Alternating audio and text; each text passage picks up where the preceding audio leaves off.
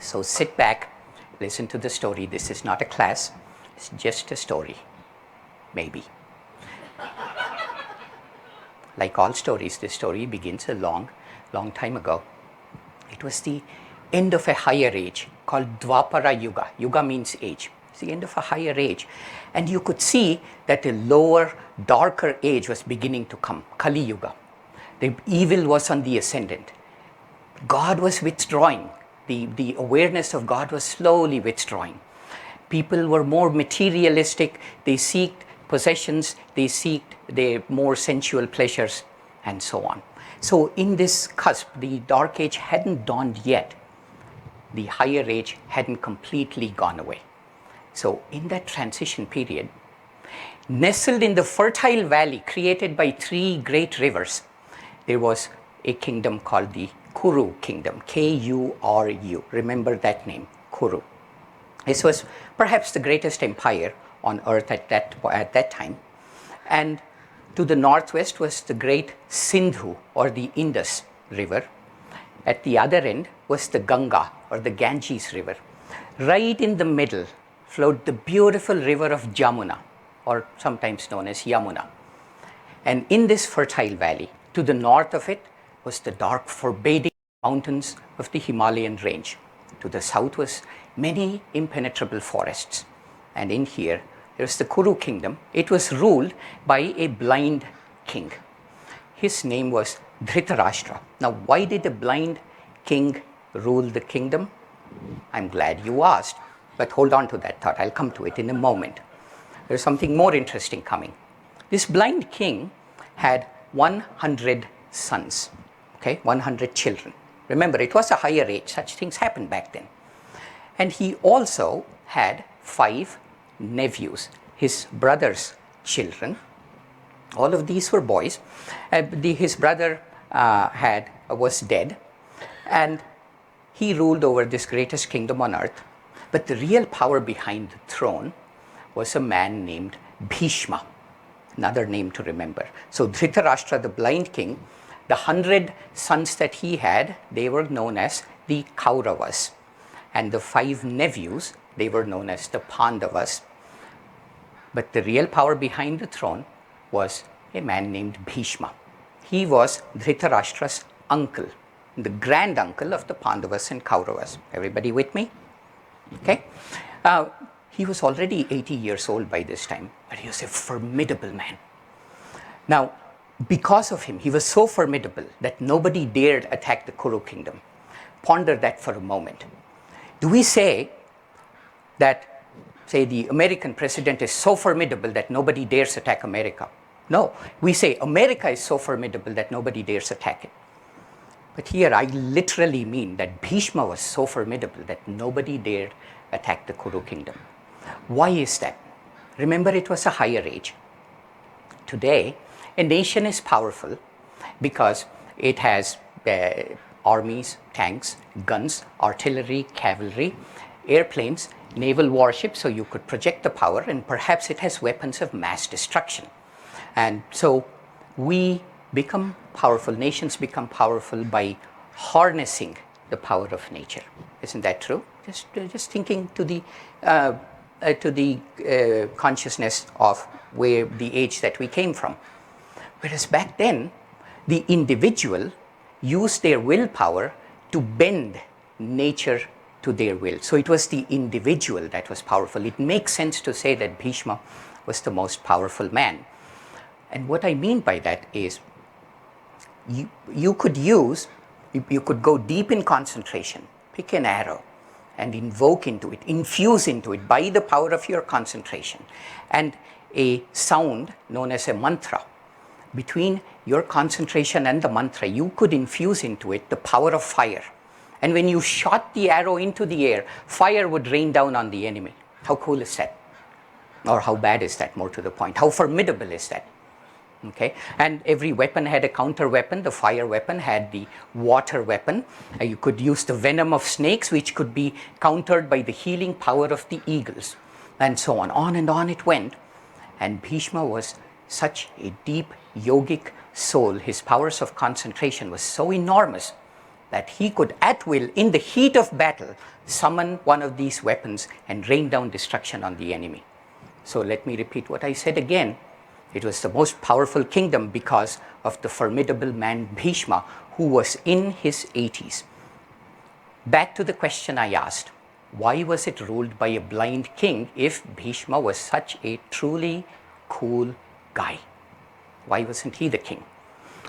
Well, because I don't have time to go into the details, but in the barest outline, it goes something like this. Bhishma's stepmother wanted to make sure that her children would rule the kingdom, of whom the blind king was her grandchild. So Bhishma's father was really in love with this maiden who would become his second wife, Bhishma's stepmother. So he said, out of love for his father, at a very young age, 18 years old, he said, I will renounce the kingdom. He just took a vow right there. But then the question came up, that's fine, you renounce the kingdom, we know you're a good guy, but you get married and you have children, they certainly won't renounce the kingdom, then we are back to square one. Then he takes this extraordinary vow, which says, I will remain celibate for the rest of my life, the inheritor to the throne of the greatest kingdom in the world, imbued with the knowledge and practice of all the greatest weapons, in the prime of his youth, vows celibacy and complete renunciation of his kingdom. So, gods themselves come down from the heavens and they ask Bhishma, we have not seen or heard such a vow being taken by anyone. And they're gods, they're looking at everything. So we know what we are talking about. We've never seen anything like this. What can we give you? This karmic transaction needs to complete. And you know what Bhishma chose? He could have chosen anything. He could say, make my stepmother change her mind. That's probably what I would have chosen. But Bhishma was wise. Thank God he didn't choose that. What he chose instead was, he said, now get this. He said, please give me the power to choose my time of death. Ponder that for a moment. We can control how we live. We cannot control how we die. If we control how we die, he didn't ask for immortality. He just said, I will choose the time and manner of my death.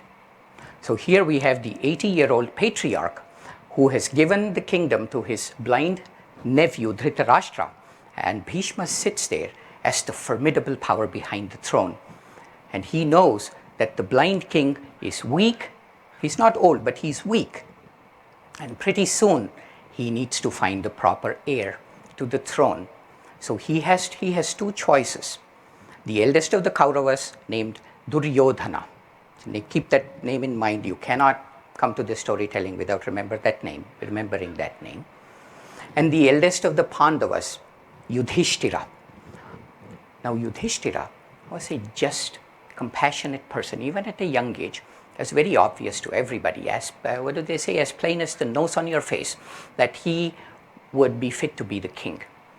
Duryodhana, on the other hand, he was a just man, except when he didn't get what he wanted. Then he would not hesitate to do anything. Okay? So this was the choice.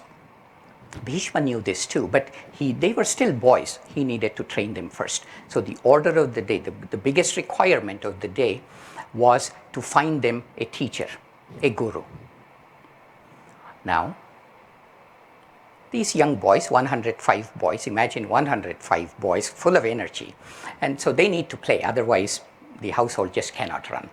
So they are out there, way outside the forest, and they are playing with a game with two sticks. I won't fully describe the game, it's quite boring. It's as boring as it sounds. It's a game played with two sticks.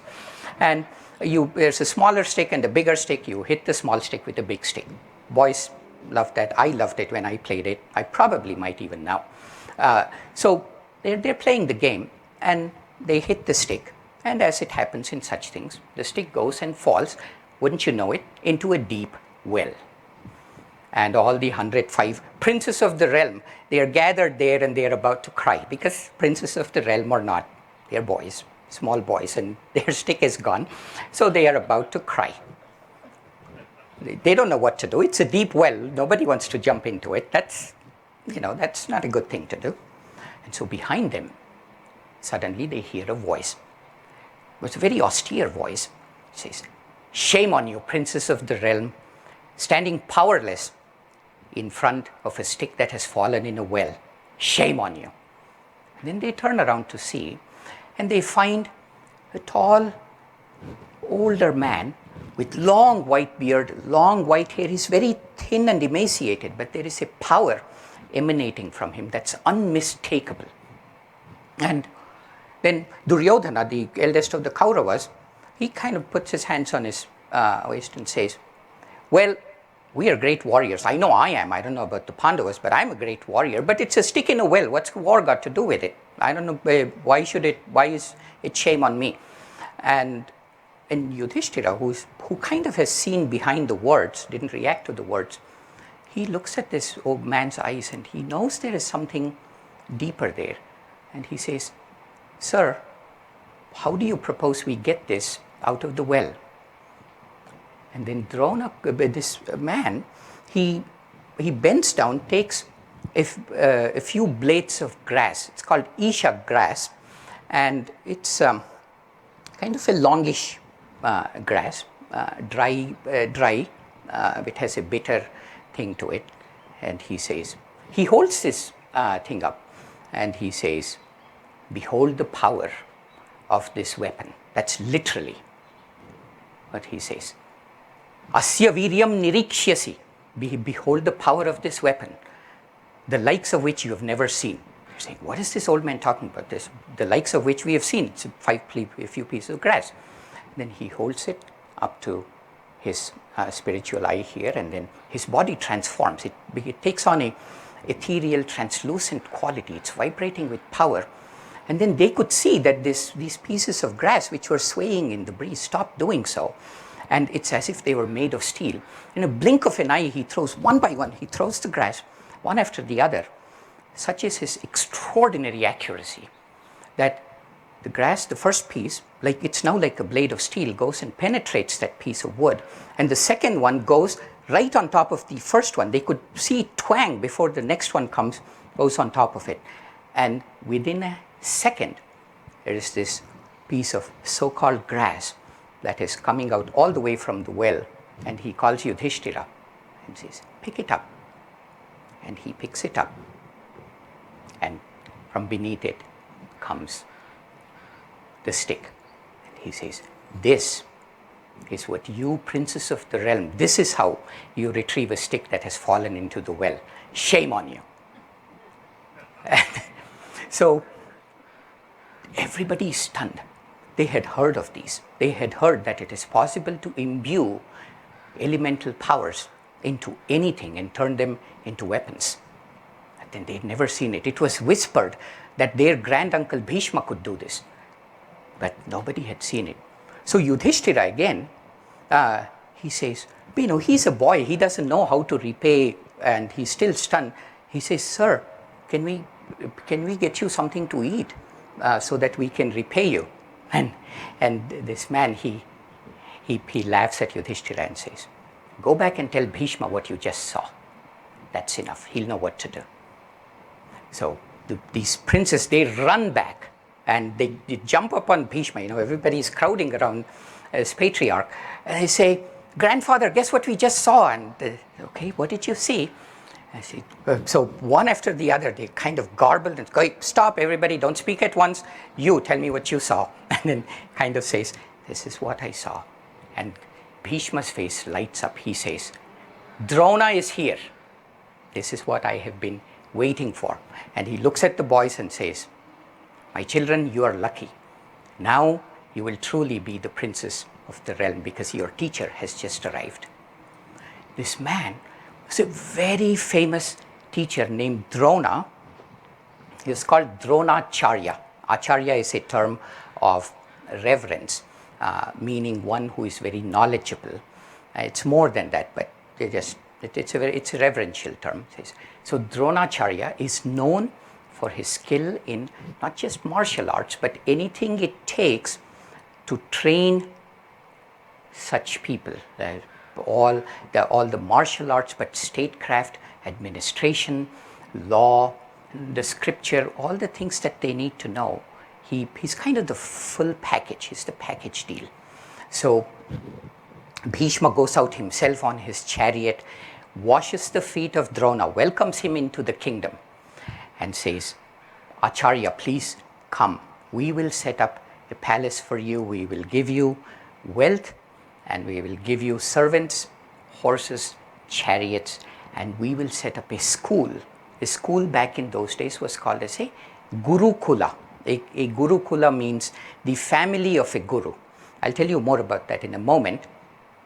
And then, will you please train my grandchildren?